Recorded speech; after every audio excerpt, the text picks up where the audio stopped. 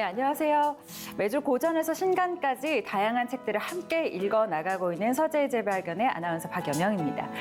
목회자이자 기독교 작가인 존 파이퍼는 그의 저서 최고의 하나님을 맛보라에서 이런 말을 했습니다. 많은 책들을 읽는 것은 나무를 한 곳으로 모으는 것과 같지만 거기에 불을 지르는 것은 단 하나의 문장이다. 혹시 여러분은 지금까지 읽은 책 중에 여러분의 삶에 불을 지필 만한 단 하나의 문장을 가지고 계신가요? 오늘은 인생의 변곡점에서 만난 문장들을 아름다운 언어로 소개해 주실 메인 스피커를 소개해 드리도록 하겠습니다. 김남준 목사님 모시겠습니다.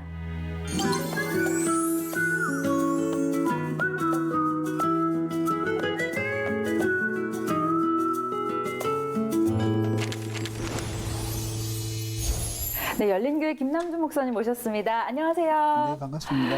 네, 안녕하세요. 네. 지난주에 파스칼의 방세를 아주 깊이 있게 풀어주셔가지고 저희가 정말 유익한 시간을 보냈는데 자, 오늘은 또 어떤 책을 풀어주실지 기대가 됩니다. 그 전에 앞서서 저희가 오늘 오프닝에서 한 사람의 삶을 짚인 한 문장에 대한 이야기를 했어요. 혹시 우리 목사님의 삶에도 그런 문장이 있을까요? 많죠. 한 문장이 아니라 많이 네. 있는데 뭐 헤아릴 수 없이 많아요. 근데 그 문장들 중에서 네. 특별히 내 마음을 움직였던 8문장. 근데 그것이 한 저자에게서 나온 문장. 네. 그거를 모아서 풀어놓은 게 네. 이제 아무도 사랑할 수 없던 밤. 네. 바로 오늘 소개할 아무도 사랑하고 싶지 않던 밤, 여기에 그 아우구스티누스의 8문장, 그러니까 목사님의 삶을 바꿔놓은 그 8문장을 담아서 이제 책을 완성하신 건데, 저희가 그 책을 소개하기에 앞서서 사실 저희가 지난번에도 이야기를 하긴 했지만 목사님께서는 정말 많은 책들을 쓰시잖아요. 제가 사실 오랫동안 이 문화 쪽을 좀 이렇게 좀 정보를 드리는 역할을 하면서 신간들을 늘 이렇게 소개를 하는데 제가 목사님의 책이 나왔네 하고 막 읽다 보면 다 읽기도 전에 목사님의 신간이 또 나오더라고요. 그 정도로 정말 많은 신간들이 있는데 아니 어떻게 책을 되게 늦게 읽으시나요? 그런 건가요? 예, 제가 제일 늦게 읽는 걸로. 아니 이것도 최근에 나온 그럼 가장 최근에 나온 신간인가요, 목사님? 네, 12월 28일 날 릴리즈 됐습니다. 네네, 작년 말에 나온 책이고 그렇다면은 어떤 책인지 일단 간략하게만 소개를 해주시고 저희가 이제 시작을 해볼까요? 네. 그 내용이 제가 저의 그 최애 작가 중 한 사람이 아우구스티누스예요. 네. 그래서 저는 아우구스티누스를 젊었을 때도 읽었지만 지금부터 한 15, 16년 전에 아우구스티누스를 읽으면서 네. 엄청난 그 감동을 받고 그리고 이제껏까지 제가 같이 아우구스티누스와 같이 살아왔다 그래도 과언이 아닌데요. 아우구스티누스가 평생에 약 200권, 250권 정도의 책을 씁니다. 근데 이제 오늘날 우리가 권수로 말하는 건 그 책 속에 여러 권의 책들이 들어가 있기 때문에 네. 250권이 안 되지만 그 원래 권수로 보면은 200권이 좀 넘고 250권 그 사이를 써요. 네. 근데 그 책을 제가 뭐 다 읽은 건 아니지만 수십 권의 책을 읽었는데 그 읽은 것 중에서 내 마음을 깊이 울렸던 문장들이 뭐 수백 개는 될 텐데 근데 그 중에서도 더 엑기스를 8개를 뽑았어요. 네. 그리고 거기에 나의 그 자전적인 그 진리를 찾아가는 경험들을 녹여내서 책을 쓰게 됐는데 제목을 보면 좀 특이하잖아요. 네. 아무도 사랑하고 싶지 않던 밤. 산다는 것 자체가 사랑하는 건데 사랑하고 싶지 않았다는 이야기는 미우라 아야코라는 그 일본의 소설가의 표현에 비하자면 그게 빙점이에요. 그러니까 물이 액체로 있고 고체로 있는 그 지점이 0도잖아. 0도에서 물은 얼고 얼었던 건 녹기 시작하고 그 지점이잖아요. 그러니까 나 자신이 나 자신으로 있다가 이제 도저히 어떤 한계 상황에 딱 온 거죠. 그래서 사실은 아무도 사랑하고 싶지 않던 밤 이걸 바꿔서 얘기하면 죽고 싶던 밤 그렇게 된 거죠. 그런 인생의 어두운 밤의 때를 지나던 때를 나도 겪었고 지금도 많은 사람들이 겪고 있으니까 네. 그 어두운 밤과 같은 인생의 시기를 지나면서 우리가 어떻게 용기를 내고 살 수 있겠는가 그 얘기를 한번 해보고 싶습니다. 네, 좋습니다. 오늘은 그렇다면 이 책을 읽으면서 자연스럽게 아우구스티누스의 이야기도 하게 되겠고 또 우리 목사님에 대한 이야기도 하게 될 것 같은데요. 이 책과 함께 좀 읽을 만한 책들을 또 함께 가지고 오셨어요. 어떤 책인지 소개를 해주실까요? 네, 뭐 여러 권 안 가져오고 어차피 안 읽을 것 같아서 아닙니다. 두 권만 가져왔는데요. 네. 우선 고백록이에요. 그래서 여러 가지 번역이 있는데 뭐 굉장히 오래전에 60년대에 번역된 건데 네. 근데 이 번역이 가장 정확하다고는 말할 수 없는데 가장 시적으로 번역이 됐어요. 그래서 저는 이 책을 약 120번을 읽었습니다. 네. 그래서 한참 때는 거의 다 외웠는데 근데 이 책을 이제 권하고 싶고요. 네.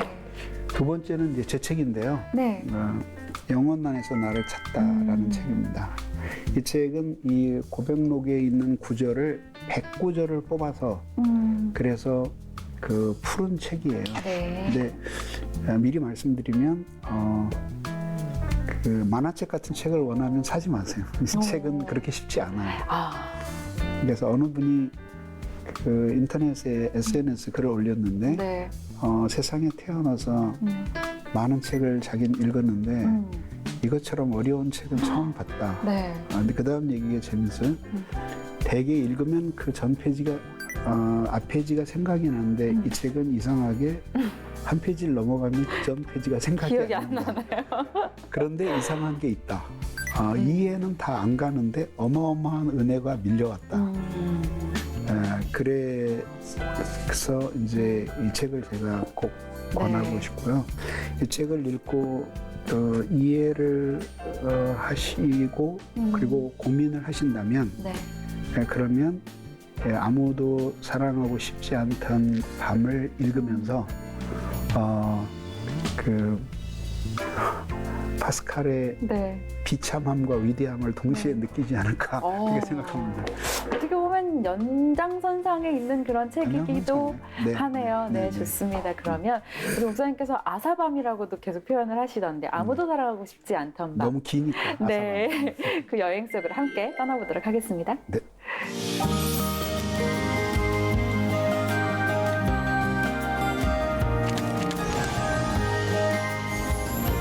자, 그러면 이제 저자인 이 원 문장의 그 원작자인 아우구스투스가 누군지에 대해서 한번 알아야 되겠죠, 그죠? 네. 354년에 누미디아 다카스테에서 태어납니다. 지금으로 말하자면 북아프리카 알제리 쪽 그쪽이에요. 그리고 당시에 카르타고로 유학을 해서 법률을 공부합니다. 그렇지만은 이 사람은 이미 자기는 의식을 못했지만 속에서 뭔가 그 영원한 이 세계와 인생에 대한 영원한 설명을 너무 찾고 싶어하는 갈망을 가지고 있었던 사람이었어요. 네. 그러다가 지금은 사라지고 없는 책인데 키케로라는 로마의 그 유명한 사상가가 쓴 호르텐시우스라는 작품을 읽습니다. 그때가 나이가 19살 때인데 그때 이제 읽으면서 도대체 인생을 이렇게 산다는 것이 무엇인가? 내가 정말 갖고 싶은 건 예지다. 예지. 그러니까 통찰이 있는 삶, 인생 전체가 무엇인지를 꿰뚫어 볼 수 있는 그런 지혜를 얻고 싶다라는 열망에 사로잡히게 됩니다. 네. 그 당시에 이제 그 유럽을 휩쓸면서 특히 지성인들에게 엄청난 그 인기를 얻었던 종교가 있어요. 그게 마니교입니다. 마니는 마니에 의해서 창시된 종교인데 이게 이제 기독교, 그 다음에 불교, 심지어 동양 신비 종교부터 시작해서 플라톤의 철학 모든 걸 섞어서 모든 지성인이 동의를 할 것 같은 교리의 체계들을 만들어내요.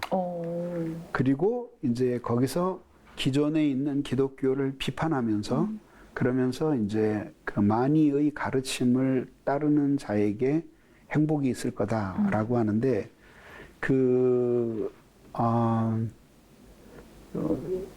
상당한 철학적인 깊이를 가지고 있는 종교였어요. 그래서 이제 지성인들의 그 흐름에 따라서 이 사람 이제 아우구스누스도 마니교에 몰두하게 됩니다. 그래서 이제 마니교 신자가 되는데 거기서 뭔가 자기의 인생과 우주에 대한 어떤 비밀들을 터득할 수 있으리라 하고 매달렸는데 나중에 알고 보니까는 너무 빈약한 사상이었다는 것을 깨닫게 돼요. 그러는 동안에 이 사람은 사상은 더 이렇게 말하자면 발전하게 됐죠. 그래서 마지막에 거기서 아주 굉장히 존경받는 실질적으로 교주라고까지 할 수 있는 사람도 만나서 이제 자기가 진심으로 배우고 싶어서 궁금해서 물어보는데 대답을 거의 못하는 거를 보면서 그러면서 결국은 이제 이 마니교가 헛된 종교라는 사실을 깨닫고 돌이켜서게 됩니다. 그리고 이제 이 사람이 알다시피 아버지는 이교도였고 어머니는 그 유명한 모니카였어요. 그러다가 이제 30대에 회심을 하게 되고 천재적인 사상가인데 이제 이 사람이 하나님을 사랑하게 되니까 그야말로 이제 학문의 날개를 단 거죠. 그러니까 이성과 그 다음에 심정을 두 개 다 가진 사람이 되어서 한없이 날아오르는 거예요.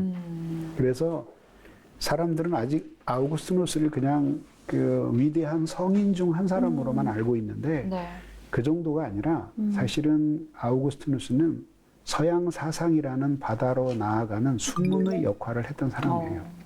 그래서 아리스토텔레스 이전의 모든 학문이 아리스토텔레스라는 수문을 통해서 학문이 체계가 정리가 되어서 다시 서양으로 이렇게 퍼졌듯이 그때까지 어거스틴까지 있었던 기독교를 포함한 모든 사상, 관심 분야가 단순한 그 성경이 아니라 성경, 신학, 심리학, 천문학, 그 다음에 수학, 그 다음에 기호학, 그 다음에 음악론 등등의 수많은 학문들이 집대성을 이루면서 이 사람에 의해서 정리되어서 다 나오게 돼요. 그러면서 사실은 알다시피 이제 어거스틴이 4세기, 5세기 걸쳐서 살던 사람이고 그때는 이미 기독교가 공인되고 국교화된 때였거든요. 이제 그렇게 되면서 이제 그 기독교가 공인이 313년에 콘스탄티누스 대제에 의해서 공인이 되고 자유가 주어지고 그 다음에 국교가 되면서 유럽 전체가 만약 기독교 세계가 되는 거죠. 그러니까 그 세계 속에서 오늘날 서양 사상이 싹틀 수 있도록 체계를 갖출 수 있도록 이 사람이 내보낸 사상에 의해서 이루어지는 거예요. 그래서 이제 어떤 이야기를 하냐면 오늘날까지의 모든 서양 철학은 플라톤의 해석이었고 기독교 신학은 어거스틴이 한 말에 대한 해석이었다라고까지 불리워져요. 그래서 200여 권의 책을 쓰는데 그 중에서도 제일 우리에게 인상에 남는 강력한 강력하게 우리에게 알려진 책이 세 권이 있는데 고백록, 삼위일체, 신국론이에요. 세 책의 공통점은 모두 신을 찾아가는 여정이에요. 그래서 고백록은 자기 자신을 통해서 자기 자신을 생애를 통해서 하나님을 찾아가는 거, 신을 찾아가는 거고 삼위일체는 자신의 정신을 통해서 하나님을 찾아가는 거라면 신국론은 인류의 역사를 통해서 하나님을 찾아가는 거예요. 그래서 그냥 궁극적으로는 모두 하나님께로 향하는 새 길을 보여주고 있어요. 그리고 이제 이 책에서는 그 중에 중요한 것들을 오늘 이제 다루면서 넘어가려고 그러는데 시작을 명문으로 시작을 하겠습니다. 이게 아우구스티누스의 위대한 명문으로 시작을 하는데 이 문장은 어거스틴의 고백록 컴패션의 제4권 7장 12절에 나오는 내용입니다. 한번 잘 음미해 보세요. 내 마음이 내 마음을 피해서 어디로 간다는 말입니까? 내가 내 자신을 떠나 어디로 갈 수 있다는 말입니까? 내 자신이 따라오지 못하도록 도망칠 은신처가 그 어디에 있겠습니까? 자, 이 문장을 들으면서 무슨 느낌을 받게 됐죠? 어떤 생각을 하게 되는지 한번 본인이 한번 얘기해 보세요. 굉장히 방황하고 있다는 생각이 네, 네 듭니다. 방황하고 있다. 네. 어떤 식의 그 방황의 원인이 뭐죠? 여기서는 내 자신 또는 내 마음 때문에 네, 방황을 하고 있는 것 같습니다. 그럼 우리 그 옆에 계신 분은 그 방황의 원인이 뭔 것 같아요, 지금? 마음 때문에 방황한다는 건 이미 말을 했으니까 저는 마음의 어떤 것 때문에 방황을 하고 있는 것 같아요? 마음의 갈등이 생긴 것 같습니다. 무슨 갈등일까요? 자기 자신의 마음에 대한 확신 혹은 정체성을 찾아가는 그런 부분에서 문제가 생기지 않았을까? 맞았어요. 가장 중요한 거는 정체성이라는 이 단어예요. 그러니까 도대체 내가 누군가? 내가 누군가? 정체성의 문제예요. 사춘기 지났죠? 확실하게 지났겠죠? 이제 안정됐나요? 예.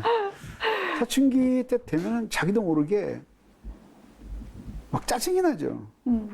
그리고 엄마 아빠가 왼수처럼 느껴지죠. 근데 엄마 아빠가 아무것도 잘못한 거 없는데, 근데 무지하게 섭섭하고, 그리고 귀찮게 느껴지는 거죠. 그런 감정 느껴보셨어요? 네. 근데 왜 엄마 아빠가 귀찮게 느껴질까요? 그때 그 심정으로 돌아가서 한번 변명을 해보세요. 너 왜 그렇게 엄마한테 함부로 대하고 그렇게 까칠하게 굴고 엄마 아빠가 잘못한 것도 없는데 너 왜 그랬냐 이렇게 물어보면 뭐라고 대답할 것 같아요? 제가 바라는 대로 대해주지 않아서. 그러면 내가 엄마로서 이렇게 묻고 싶은 거야. 그럼 어떻게 대해주기를 바랬는데 너는 그걸 알고 있니? 그러면 뭐라고 대답을 할 수 있을 것 같아요? 너는 그때 확실히 나는 이렇게 대해주면 좋겠어 라고 분명한 너의 일관된 생각을 가지고 있었니? 그리고 엄마가 물어보면 뭐라고 답하겠어요? 대답 못했어요. 못할 것 같으죠? 그게 바로 청소년기의 변덕이에요.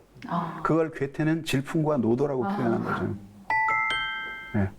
질풍과 노도는 어디로 갈지 몰라요. 나도 내 마음을 모르는 거죠. 그렇죠. 지금 그 얘기를 하는 거예요. 그 유행가 가사서부터 시작을 해서 저 고전에 이르기까지 네. 내 마음 갈 곳을 잃어. 이러는지 몰라도 있고요. 그러니까 나도 내 마음을 모르겠어. 이런 이야기는 저 대중가요 가서부터 고전에 이르기까지 공통적으로 등장하는 레퍼토리예요. 그리고 오늘 우리가 처음으로 이 문제를 생각해 보고자 하는 것이에요. 네. 자, 그러면 진행해 볼까요? 자, 도대체 내가 누군가? 참 어렵죠. 네. 근데 나는 나를 사랑해. 근데 내가 누군지도 모르면서 사랑하는 거예요. 쉽게 얘기하면 금사빠 있죠. 네. 금방 사랑에 빠지는 사람들 있잖아요. 네. 특히 여성들 그런 분들 많잖아요. 근데 본 적도 없고 말만 들었을 뿐인데 사랑에 빠지는 사람도 봤어요. 오, 정말요? 누가 누구 얘기를 했는데 네. 사진도 못 봤는데 그 사람 너무 좋아하는 거거든요. 예? 그렇게 금방 사랑에 빠져요. 근데 문제는 그런 사랑은 우리가 사랑이라고 말하기에는 좀 그렇잖아요. 그죠? 그 대표적인 게 요즘은 잘 안 그러잖아요. 옛날에 우리 사회자님 시절 같은 경우는 브로마이드 유행했었잖아요. 네네. 브로마이드. 포스터 같은, 포스터 네, 같은 거. 네, 연예인들 이렇게 잡지 같은 사진. 데서 펼치면 네. 막 크게 나오는 맞아요. 거. 네, 저도 그리고, 붙여본 적 있습니다. 그리고 네. 자기네 방에다가 또 이렇게 붙여놓기도 하고 네. 그러잖아요. 근데 그때 막 설레고 막 연예인에 대해서 막, 저 사람. 근데 저는 왜 그랬는지 이렇게 나를 그렇게 열렬하게 마음을 흔들어 놓는 그런 가수나 이런 사람 없었어요. 아, 없으셨어요? 근데 이제 영화 배우는 가끔 있었어요. 여자 배우들. 누구실까요? 그 러브 스토리에서 나왔던 그 여자, 그리고 그 다음에 초원의 빛에서 나왔던 네터리 우드, 이제 그런 사람 이제 느끼면서 네. 중고등학교 때 영화 보고 나면 며칠씩 그 앓고 밥도 못 먹고 그런 적이 있었어요. 네. 아, 우리 목사님께도 그런. 뭐 그때야 있었다니. 목사가 네. 될지 안 될지 그렇죠. 몰랐으니까 네. 그때 그 당시에 나는 영문학자가 되고 수필가가 되는 게 꿈이었으니까. 근데 어쨌든지 간에 근데 이제 이게 인간의 기묘한 모순이에요. 네. 내가 나를 진짜 목숨 걸고 사랑하는 거예요. 왜? 자신을 위해서는 목숨도 버릴 수 있을 거 아니에요. 그 중에 하나가 자살이잖아요. 그러니까 이제 어거스틴에 의하면 인간의 자살은 죽고 싶어서 죽는 게 아니라 너무나 다르게 살고 싶은 열망의 표현이에요. 그러니까 죽는 사람은 죽는 게 아니라 마지막 죽는 순간에 너무나 살고 싶어 그러고 몸부림치면서 죽는 거예요. 근데 그 다음에 부사가 하나 따라 나오는데 지금과는 다르게. 지금과는 다르게. 지금과는 다르게. 그러니까 다르게 살 가능성이 남아있다고 생각할 때는 절대 안 죽어요. 근데 다르게 살 가능성이 없다 생각될 때 그게 이제 키에르케고아가 이야기하는 절망에 이르는, 죽음에 이르는 병이에요. 절망이에요. 근데 어쨌든 내가 누군지를 모르는데 나를 죽도록 사랑하는 거예요. 이게 꼭 뭐가 똑같으냐 하면은 마치 만나본 적도 없는 그 배우를 사랑하고 가슴앓이 하는 거나 비슷한 거예요. 네? 그런데 결국은 뭐냐면 여기에 그림에 보면은 어디서 왔는지도 몰라요. 그리고 어디로 가는지도 몰라요. 모르네요. 네. 그 다음에 사람이 살고 있는데 이 사람이 내 인생에 무슨 의미가 있는지도 모르겠어요.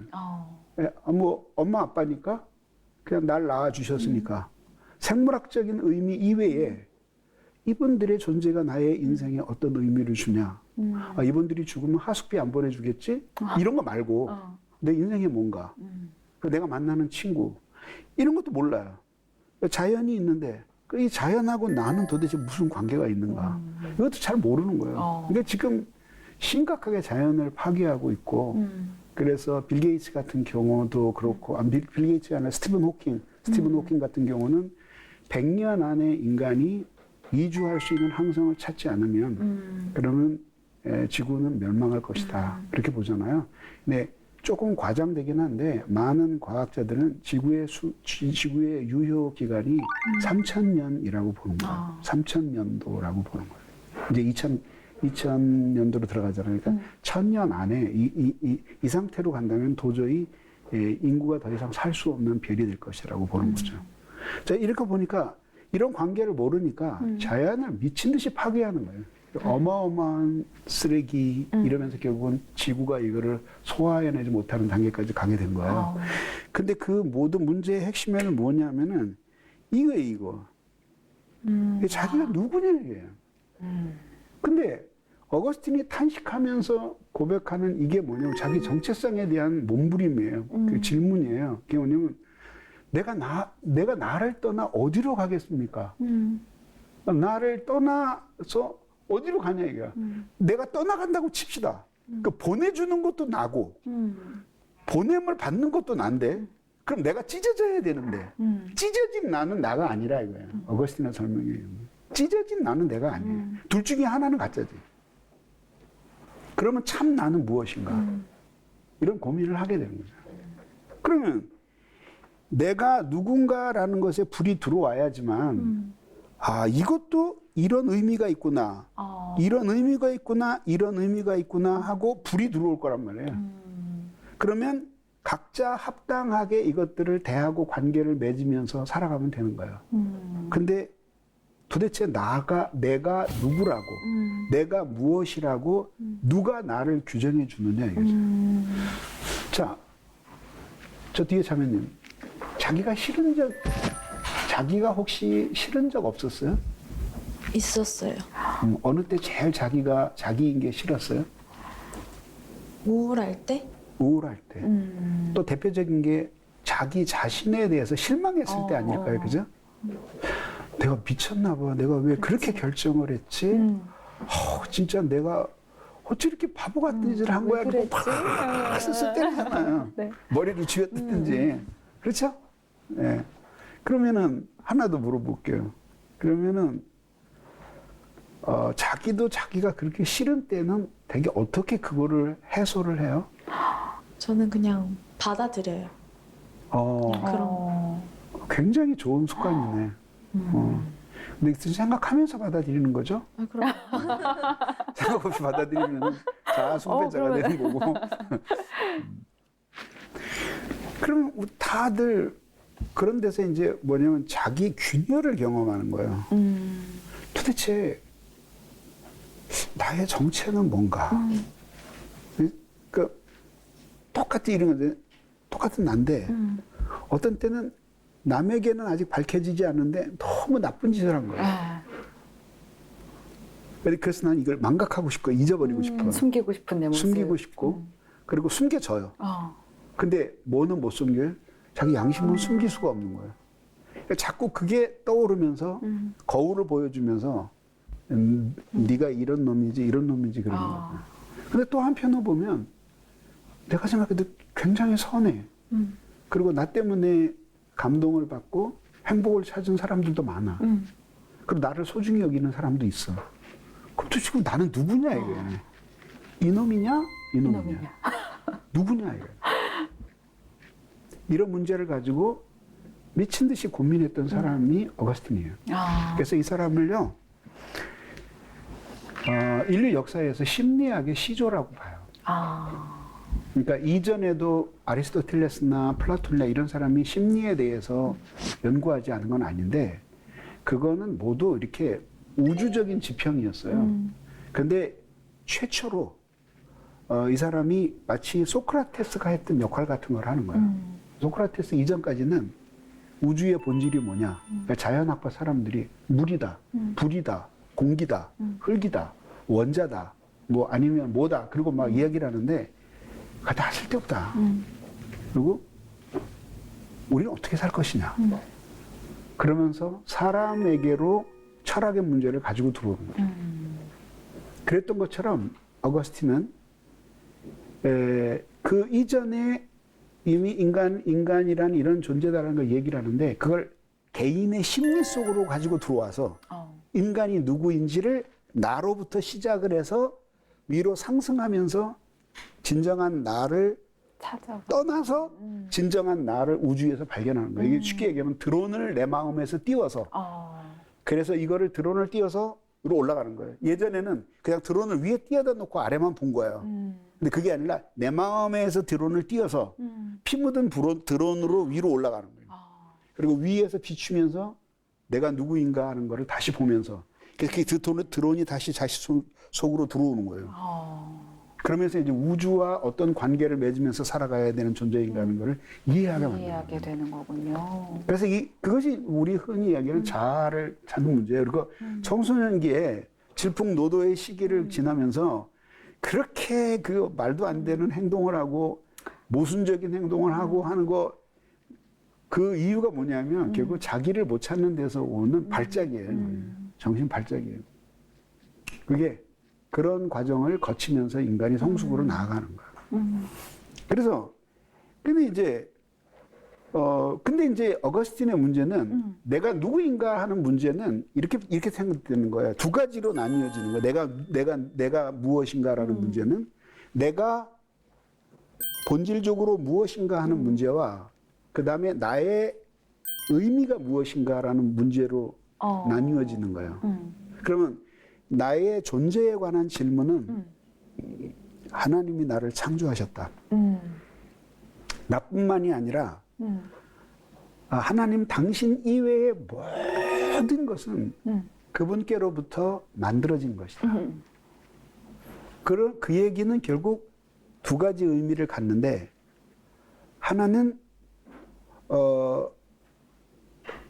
그분과 똑같은 레벨일 수가 없다는 거예요. 그렇잖아요. 예를 들어서 형제가 이제 온갖 피규어를 모은 취미를 가지고 있다고 쳐. 그래서 온갖 피규어를 다 모아놨어요.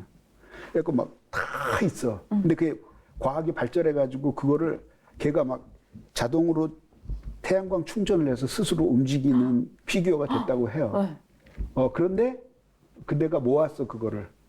그 피규어를 아무리 그래 봐야 형제하고 똑같은 레벨일 수는 없는 거죠. 그렇죠. 그리고 AI 로봇을 만들어서 그래서 아무리 내가 로봇의 에워싸에 산다고 하더라도 본인과 같은 수준일 수는 없는 거예요. 없죠. 그렇잖아요. 이건 대체할 수도 없고. 마찬가지로 모든 만물은 하나님의 창조되었다. 그러면 목적도 없고 의미도 없는 일을 하는 사람은 대개 어떤 사람이에요? 어떤 사람이 그렇게 해요? 목적도 없고 의미도 없는 일을 하는 사람? 쓸데없는 일을 하는 사람 네네. 누구예요? 쓸데없는 일을 하는 사람? 글쎄요, 그러니까 쓸데없는 일만 하고 다니는 사람은 우리가 뭐라 그래요? 쓸데없는 일만 하고 다니는 사람? 네. 쓸모없으니까. 쓸모없는 인간이에요. 그 네. 가치적인 측면에서 보면. 그리고 이 두뇌적인 측면에서 보면 생각이 없는 사람이죠. 자기가 왜 그걸 하는지도 모르는데 이 일 저 일 하고 다니는 하나님을 그렇게 묘사할 수는 없잖아요. 그럼 거기서 뭐가 나오냐면은 나를 만드신 데에는 목적이 있을 거다. 이유가 있다. 이렇게 보는 거죠. 근데 그거를 이제 어디에서 찾냐면 가치에서 찾는 거야. 그러면서 이제 다음 문장이 명문이에요. 네. 이제 엄청난 명문이에요. 근데 저를 엄청 많이 울린 문장이에요. 네. 들어보세요. 저에게 당신은 무엇입니까? 당신께 제가 무엇입니까? 무엇이길래 당신을 사랑하라고 명령을 하시고 그렇지 않으면 내게 진노하고 큰 비참으로 벌 주시겠다고 경고하기까지 하면서 나보고 사랑하라 그러십니까? 봐요.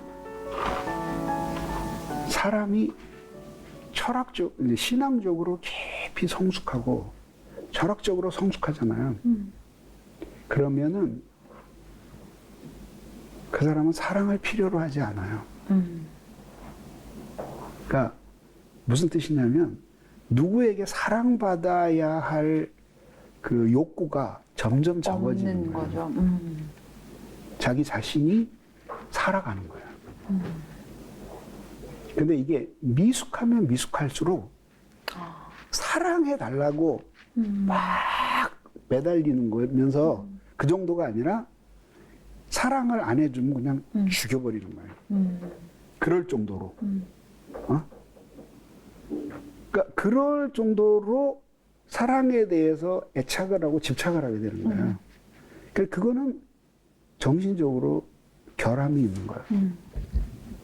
근데 하나님이 우리가 하나님을 사랑하는 게 하나님에게 무슨 이익이 되겠어요?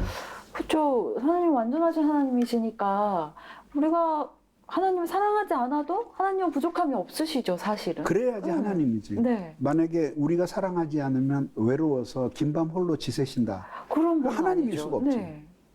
그리고 상처를 받으신다. 아니죠. 하나님이실 수 없지.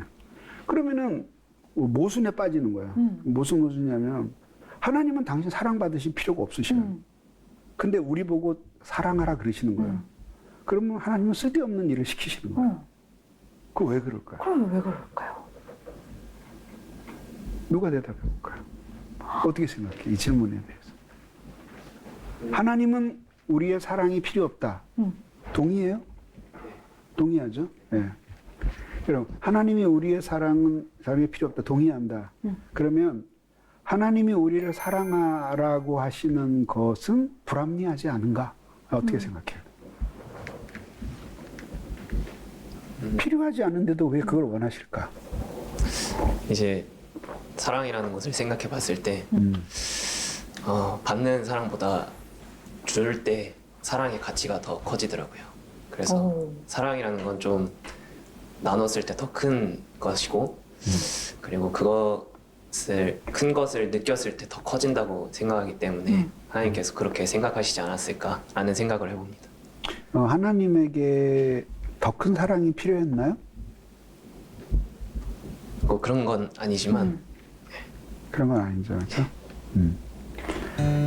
결국은 우리는 어떤 결론에 도달하게 됐냐면 하나님이 우리 보고 당신을 사랑하라 그러시는데 하나님 자신을 위해서는 필요 없는 일이에요. 그래서 우리가 가끔 간증할 때 이런 얘기잖아요. 저는요, 저만 하나님 없이 못 사는 줄 알았거든요. 근데 하나님도 저 없이 못 사시더라고요. 문학적으로는 그렇게 표현할 수 있어요. 그러나 논리적으로는 그렇게 표현할 수가 없는 거예요. 그래서 뭐 내가 없으면 하나님이 내가 여자친구 잃어버리고 실연당할 때처럼 그렇게 괴로워하시는 하나님을 그렇게 묘사하면 안 되잖아요. 그러니까 사실은 아니잖아요. 이렇게. 그러니까 그럼 어떤 결론이 이르게 되냐면 하나님은 당신은 나의 사랑이 필요 없는데도 날 보고 당신을 사랑하라고 하시는 데에는 이유가 있는 거죠. 그게 뭐냐면 내가 행복해지는 길이에요, 그게. 그러니까 하나님께 유익이 아니라 우리 우리에게 자신에게. 유익이 되는 일이기 때문이라는 거죠. 그래서 하나님을 사랑할 때 그건 마치 공으로 벽을 치는 것과 같은 거야. 공으로 벽을.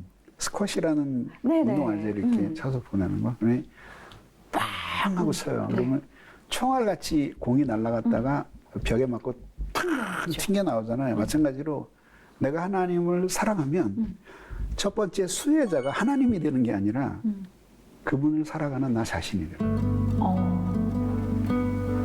그래서 결국은 어거스틴에게 인간의 존재의 의미가 뭐냐라고 물으면 너는 하나님께로부터 와서 하나님의 형상을 따라 창조되어서 하나님께로 가는 사람이다. 그러면 내가 왜 이렇게 소중한 사람이냐? 그렇게 물으면 하나님이 너를 사랑하시기 때문에 이렇게 되는 거예요. 한번 내가 예를 들어볼게요. 네. 지금 우리 시대가 이런 민주화 시대가 아니라 황제들의 시대라고 봐요. 네. 응? 그래서 여러분 둘, 넷, 여섯 분이 이렇게 모두 친구처럼 지내고 그다음에 여기서도 공부 좀 잘하는 사람, 뭐 아빠가 재산을 좀 많이 물려준 사람, 뭐 운동에 능력이 있든지 모두 등등에 의해서 서로를 평가할 거 아니에요. 경쟁심이 있으면서 너는 나보다 못해, 쟤는 나보다 좀 더 나아, 나도 쟤 위로 올라갔으면 좋겠어 등등 그럴 거 아니에요. 근데 이제 제일 처지던 사람이 있었어요. 근데 황제가 이 자리에 왔어요.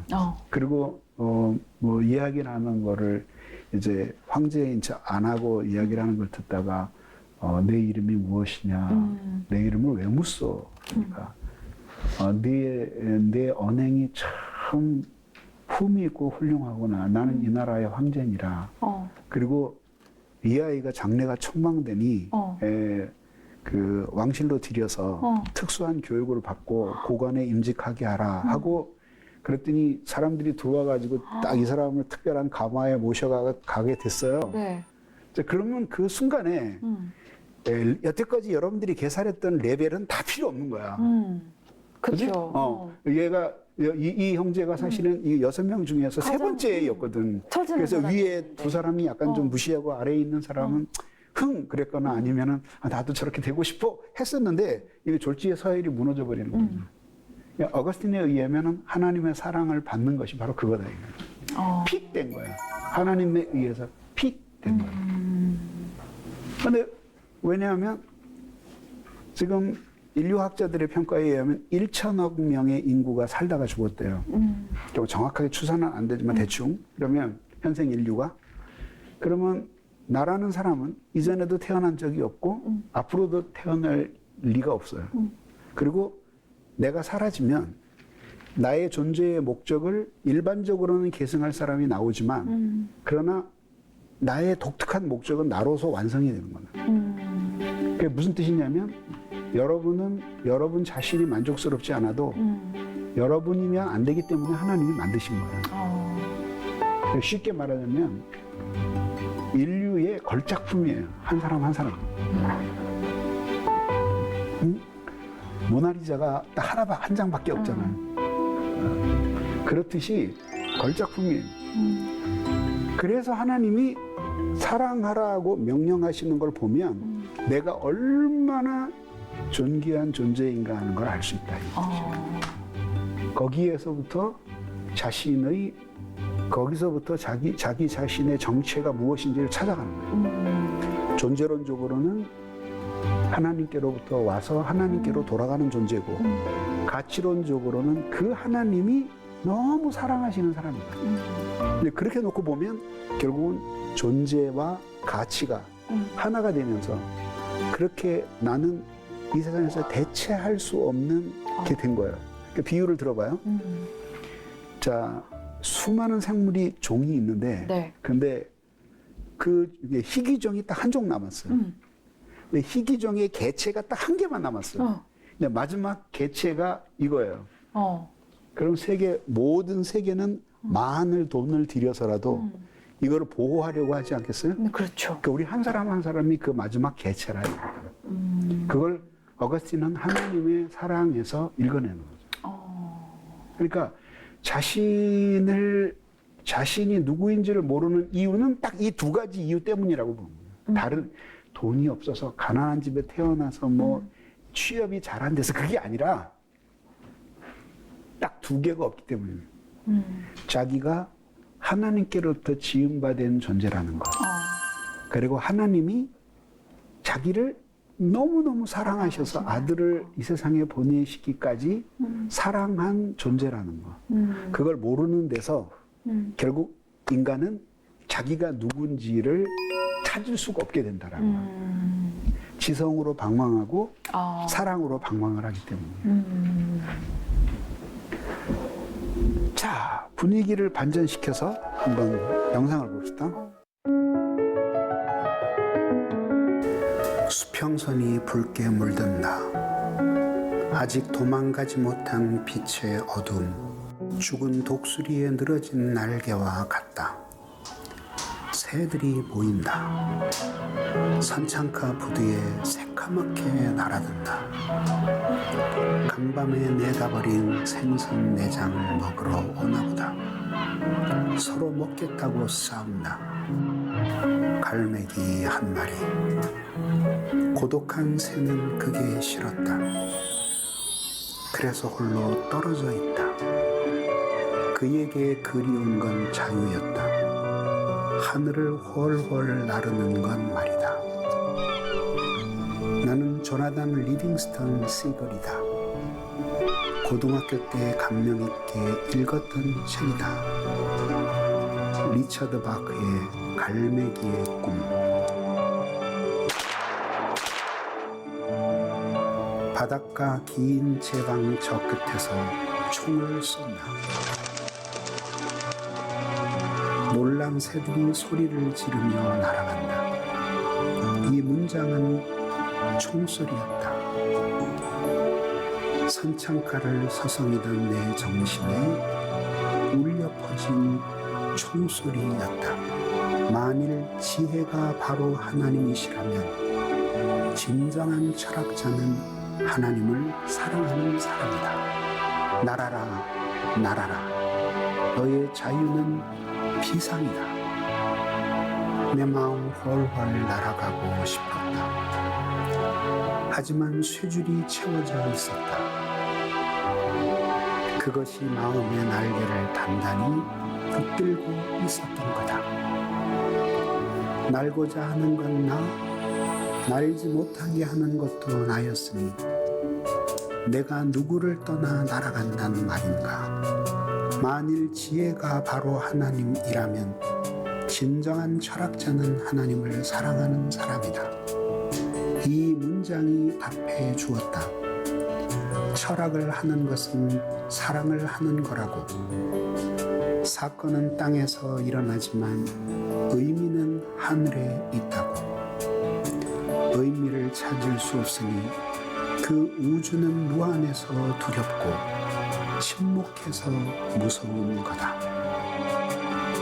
참된 지혜는 그분이시다. 그래서 참된 철학은 사랑을 하는 거다. 아우구스티누스의 또 다른 명문이 심금을 울린다. 오 영원한 진리여, 참된 사랑이여, 사랑스러운 영혼이여, 당신이 나의 하나님이시니 나는 당신을 향해 밤낮으로 한숨 짓나이다. 깊은 밤이다. 바람 속에 벌써 겨울이 들어와 있다.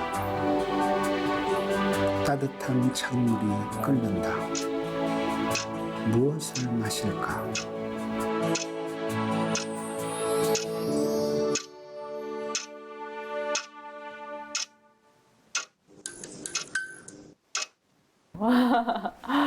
예, 아주 특별한 영상을 저희가 또 하나 봤는데요. 네. 자, 이 영상을 보면서 무슨 느낌을 받았어요? 저 영상을 보면서 그 따로 떨어져 있는 갈매기가 아니라 같이 뭉쳐 있었던 그런 갈매기 중에 한 마리라고 네 그렇게 생각이 들었고 이 영상을 보고 사랑해야겠다는 네 그런 마음이 네, 드는 것 같습니다. 또 우리 옆에 분에게 한번 마이크를 남겨보죠.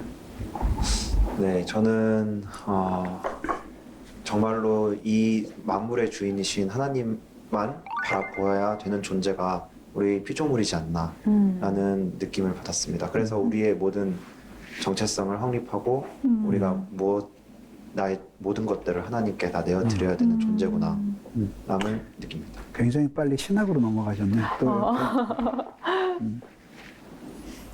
그대로 이 영상을 딱 봤을 때 듣는 느낌이 어떤 거였어요?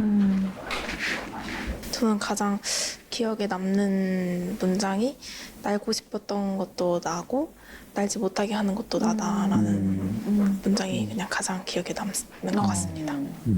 또 우리 뒤에 저는 약간 스스로에 대해 계속 질문하고 나를 더 알아가는 그런 시간을 좀 가져야겠다라는 생각이 좀 들었던 것 같아요. 또 우리 아주 저는 좀 보면서 솔직히 좀 울컥했어요. 왜 울컥했냐면 그 추천해주신 책 중에 고백록의 일부에 보면은 어거스틴이 그런 고백을 하거든요. 주님은 어디 계십니까? 주님은 항상 그 자리에 계셨지만 내가 지금 어디 있는지 알지 못하기 때문에 나는 주님을 항상 찾아다닙니다 라는 그런 문구가 있어요. 근데 그 문구가 생각나면서 뭔가 제가 신앙 가운데 있어서 하나님을 바라보는 거에 하나님이 항상 나와 함께 있지만 내가 하나님이 항상 함께 있다는 걸 망각하고 있지 않나, 내가 그것 때문에 너무 슬픈 삶을 살아간다 라는 좀 그런 생각이 들고 그게 내 선택이라는 생각이 갑자기 영상을 통해서 드니까 뭔가 그럼에도 불구하고 저를 떠나지 않는 하나님이 너무 놀랍고 좀 감사해서 좀 울컥했습니다. 또 우리 사회자님 마지막 얘기를 좀. 저도 사실 좀 어려웠어요. 이 영상에 있는 이야기들이 좀 어렵긴 했는데 그냥 제가 느낀 거는 우리에게 자유의지가 주어졌고 우리가 그 자유로 인해서 선택을 하는 건데 행복을 추구하며 살아갈 수 있는 그런 선택을 하는 건데 그 선택을 할 수 있는 의지가 자유가 나에게 있음에도 그걸 막는 게 나 자신이라는 거. 그렇죠. 그걸 깨어나야 그 행복을 찾으러 갈 수 있다라는 그런 의미로 저는 이해를 했던 것 같습니다. 저는 사실 제가 고등학교 때 읽었는데 읽고 나서 며칠 동안은 참 감동 속에서 지냈는데 제가 저를 그 마음을 깊이 두드렸던 내용은 뭐냐면은 나는 저 갈매기 그 쓰레기통을 뒤지는 갈매기는 아니라고 나는 생각을 했어요. 나는 그